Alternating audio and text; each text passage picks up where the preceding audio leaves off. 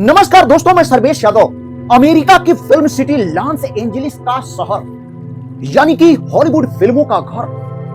वैसे तो हॉलीवुड फिल्मों में इस शहर को कई बार तबाह किया गया है, जैसे कभी भूकंप तो कभी खौफनाक सुनामी द्वारा, कभी टोर्नेडो आए तो कभी एलियंस ने हमला कर दिया। हॉलीवुड फिल्मों में इस शहर को अनगिनत बार तबाह किया गया है, लेकिन अब हकीकत में आग की लपटों ने इस शहर को ऐसे बर्बाद कर दिया है मानो कि आग ने यह कसम खा रखी है कि इस शहर को जलाकर राख कर देंगे। यहां के कुछ ऐसे खौफनाक दृश्य देखने को मिले हैं जो वाकई दिल को दहला देने वाले हैं। इस वीडियो को देखिए, एक फायर टोर्नेडो। यह वीडियो पैलेसेड्स एरिया का है। इसी तरीके का एक और खौफनाक वीडियो जिसमें एक व्यक्ति अपने घर के अंदर बंद है, उसके घर को चारों तरफ से आग की लपेटें घेर रखी हैं। वो व्यक्ति इस दृश्य को अपने कैमरे में कैद कर लेता है, लेकिन थैंकफुली फायर फाइटर्स इस व्यक्ति को रेस्क्यू कर लेते हैं। लेकिन हर कोई इतना खुश नसीब नहीं था। 24 लोग इस आग में जलकर राख हो चुके हैं।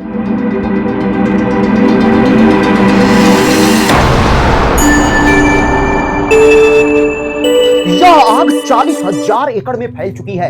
हफ्तों बीत चुके हैं जिस समय मैं वीडियो रिकॉर्ड कर रहा हूं, अभी भी इस आग पर काबू नहीं पाया गया है। 12,000 इमारतें जलकर राख हो चुकी हैं। लोगों के घर नेस्तो नाबूद हो चुके हैं। 1,80,000 लोग डिस्प्लेस्ड हो चुके हैं, जबकि 2 लाख लोगों को इवैक्यूएशन की नोटिस आ चुकी है। जेपी मॉर्गन के अनुसार लॉस एंजलिस शहर को लगभग $50 बिलियन का नुकसान होने वाला है। यह कोई एक आग नहीं है, मल्टीपल फायर्स मल्टीपल लोकेशंस पर है। 7 जनवरी को सुबह पैलेसेड्स एरिया में इस आग की शुरुआत होती है और अलग अलग डेट्स में अलग अलग लोकेशंस पर यह आग भयानक रूप धारण कर लेती है।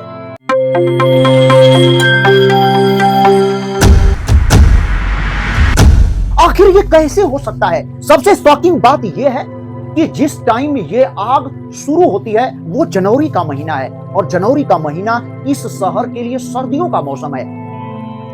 और तो और ये समय इस शहर में बारिश का समय है। पूरे साल में कंपेयर करें तो इस समय इस शहर में सबसे ज्यादा बारिश होती है, फिर भी ये आग कैसे लग गई? इसके पीछे बहुत बड़ी साजिश है। आइए इस वीडियो में हम लोग डिटेल में देखते हैं। अगर हम इसे केवल जियोग्राफिकल पर्सपेक्टिव से देखें तो इसके पीछे का कारण है कि इस साल कैलिफोर्निया में बेहद कम बारिश हुई, जिसकी वजह से ह्यूमिडिटी काफी कम हो गई, जिसकी वजह से सूखी हवाएं चली और पूरे पेड़ पौधों को सुखा दिया। इन तेज हवाओं को सेंटा एना विंड्स कहा जाता है। अगर नक्शे में हम देखें तो अमेरिका के वेस्टर्न साइड में रॉकी माउंटेन्स स्थित है। कैलिफोर्निया के कोस्ट पर प्रेशर बहुत कम हो जाता है, जिसकी वजह से ये तीव्र हवाएं चलती हैं। जब ये हवाएं माउंटेन से नीचे आती हैं तो काफी गर्म हो जाती हैं। इनकी ह्यूमिडिटी 10% से भी कम हो जाती है, और जब ये हवाएं इस जंगल में प्रवेश करती हैं तो पेड़ पौधों को सुखा देती हैं। ये सूखी हवाएं जंगल को सुखाकर वाइल्ड फायर को और बढ़ावा देती हैं। कहीं पर थोड़ी सी भी चिंगारी लग जाती है तो ये बड़ी आग बन जाती है। लेकिन आखिर इन सभी कंडीशंस के रीजन क्या हैं? ये कम बारिश, लो ह्यूमिडिटी, सूखी वेजिटेशंस, तेज हवाओं के पीछे का मेन रीजन है क्या? एक क्लाइमेट साइंटिस्ट है पीटर कैलमस। ये अमेरिका के जेट प्रोपल्शन लेबोरेटरी में काम करते हैं। ये पहले लॉस एंजलिस के एल्ट डिनाइल में रहते थे, लेकिन साल 2022 में इन्होंने इस जगह को छोड़ दिया क्योंकि इन्हें एहसास हो गया था कि यहां रहना अब ठीक नहीं है। इन्होंने न्यूयॉर्क टाइम्स में एक आर्टिकल भी लिखा था जिसमें इन्होंने एक काला सच बताया था। बहुत से पावरफुल लोगों की पोल खोल कर रख दिया, लेकिन ये एक चीज को सबसे ज्यादा समझते थे, जो था क्लाइमेट चेंज। कुछ न्यूज रिपोर्ट के अनुसार देखा जाए तो पिछले साल जनवरी महीने में 2023 जो साल था वो अब तक का सबसे ज्यादा गर्म साल रहा। यूरोपियन यूनियन की कापरनिकस क्लाइमेट चेंज सर्विस के द्वारा यह कहा गया कि 1850 से लेकर अब तक जो 2023 साल है वो सबसे ज्यादा टेम्परेचर वाला साल रहा। यदि इसकी तुलना प्री इंडस्ट्रियल टेम्परेचर से किया जाए तो लगभग 1.48 डिग्री ज्यादा रहा। वहीं इस सर्विस के जो डिप्टी डायरेक्टर थे उनका कहना था कि 2023 का जो क्लाइमेट चेंज है उसका रिकॉर्ड डोमिनोज की तरह गिर रहा है। इतना ज्यादा क्लाइमेट चेंज तो पिछले 1 लाख सालों में भी नहीं हुआ होगा। यह बात हो सकता है आपको थोड़ी हैरान कर रही होगी, लेकिन जो क्लाइमेट साइंटिस्ट हैं उन्हें यह बात हैरान नहीं कर रही थी, क्योंकि वे लोग इसे पहले से ही प्रिडिक्ट कर चुके थे। इससे पहले साल 2016 पीछे के सभी क्लाइमेट के गर्म होने के रिकॉर्ड को तोड़ दिया था, और 2016 के बाद जब साल 2023 आया तो 2023 ने 2016 के क्लाइमेट चेंज के सारे रिकॉर्ड को ध्वस्त कर दिया।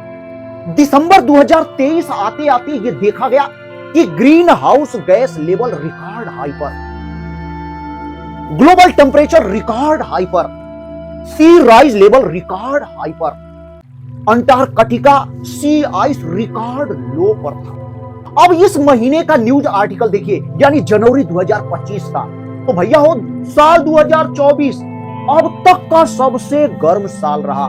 यानी साल 2024 ने साल 2023 के भी रिकॉर्ड को ध्वस्त कर दिया है। जून 2023 से लेकर अगस्त 2024 तक 15 महीने हाई टेम्परेचर के रिकॉर्ड लगातार बनते चले गए। अब आप सोच रहे होंगे कि इस वीडियो में लगातार हम क्लाइमेट चेंज की बात क्यों करते जा रहे हैं।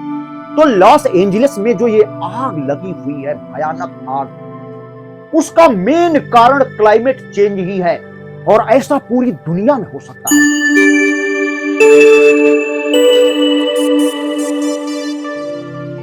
साल 2024 में कैलिफोर्निया स्टेट में October month second hottest ever month रहा, जबकि जून और July month hottest ever month रहे।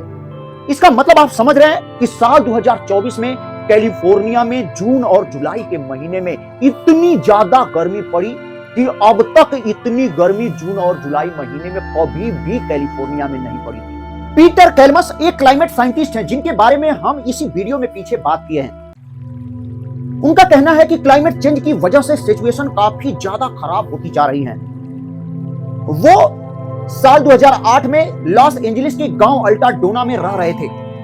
वो बताते हैं कि ये जगह पहले स्वर्ग जैसी थी। उनके बैकयार्ड में एक बहुत बड़ा ट्री था जिस पर बहुत सारे ग्रीन पैरट्स चहचहा रहे होते थे। उनके बगल में ही एक ग्रीन पार्क था जिस पर हरी भरी घास हुआ करती थी, जहां पर वो अपने बच्चों के साथ लेट जाया करते थे। लेकिन ये धरती धीरे धीरे गर्म होती जा रही थी। साल 2012 आते आते इसे इग्नोर करना काफी मुश्किल हो गया, जिसकी वजह से ये अपने वर्क फील्ड को ही चेंज कर दिया। पहले ये ग्रेविटेशनल वेव्स में काम किया करते थे, जिसे छोड़कर ये क्लाइमेट साइंस में वर्क करना शुरू कर दिया। ये नासा के जेट प्रोपल्शन लेबोरेटरी में वर्क करने लगे। ये अपनी छत से लोगों को चिल्लाकर बताना चाहते थे कि क्लाइमेट चेंज एक बहुत बड़ा खतरा है। पीटर अपनी साइकिल से जगह जगह जाकर क्लाइमेट चेंज के विरुद्ध लोगों को जगाने की कोशिश कर रहे थे। वे अखबारों में क्लाइमेट चेंज के विरुद्ध आर्टिकल लिखा करते थे। इसी दौरान सितंबर 2020 में उन्होंने बहुत ज्यादा हीट एग्जॉशन महसूस किया। अगले ही दिन उनके घर से कुछ मील दूर एक भयंकर आग शुरू हो गई, और वो बताते हैं कि इस आग की वजह से वे लोग अपने परिवार के साथ कई हफ्तों तक धुएं से घिरे रहे, जिसकी वजह से उनके परिवार के लोगों के सीने में जलन और सांस लेना काफी मुश्किल होता जा रहा था। अब वो समझ गए थे कि अगले कुछ दिनों में ये पूरा एरिया वाइल्ड फायर महसूस करेगा। ये सब देखकर उन्होंने ये डिसाइड कर लिया था कि अब उन्हें इस जगह पर आगे नहीं रहना है। तभी साल 2022 में उनकी पत्नी की नॉर्थ कैरोलाइन में नौकरी लग जाती है और वो यहां से शिफ्ट कर जाते हैं। जब वो इस आग के बारे में सुनते हैं अखबार के माध्यम से, तो वो कहते हैं कि इस आग का अंदेशा तो हमें पहले से ही था, लेकिन ये आग इतनी ज्यादा खतरनाक हो सकती है, इसके बारे में हमने सोचा भी नहीं था। खबरों के माध्यम से उन्हें पता चला कि उनके कुत्ते का पेट हॉस्पिटल जल गया, वो चर्च भी जल गया जहां पर वो अपने बच्चों को रिसाइट के लिए ले जाया करते थे। इसके साथ साथ वो कॉफी शॉप भी जल गया जहां पर वो अपने दोस्तों के साथ कॉफी पिया करते थे। इसके अलावा उनके घर में हार्डवेयर म्यूजियम तक जल गया, कुछ भी नहीं बचा। उनके एक पुराने दोस्त के द्वारा मैसेज से पता चलता है कि उनका घर पूरी तरीके से जल गया, वहां पर कुछ भी नहीं बचा है। ये सब देखकर सुनकर उनकी आंखों से आंसू आ गए। पीटर का कहना है कि अमेरिका के अंदर कोई भी जगह पूरी तरीके से सुरक्षित नहीं है। अमेरिका ही नहीं, अमेरिका के बाहर भी नेचर में बहुत कुछ चेंज देखने को मिल रहा है। हमारे देश इंडिया में भी गर्मियों का मौसम लगातार और भी ज्यादा गर्म होता जा रहा है। लोगों को गुस्सा जब तक नहीं आएगा तब तक यहां पर कुछ भी परिवर्तन होने वाला नहीं है। आपको गुस्सा जरूर आएगा जब ये जानेंगे कि आखिर इन सब के पीछे किसका हाथ है, इससे किसको ज्यादा नुकसान हो रहा है और इसकी वजह से किसको ज्यादा फायदा हो रहा है। ये देखिए पिछले साल की रिपोर्ट, साल 2016 से लेकर अब तक जितने भी ग्रीन हाउस गैस एमिशंस देखे गए हैं वो सभी का लगभग 80% मात्र 57 कंपनियों से आए हुए हैं।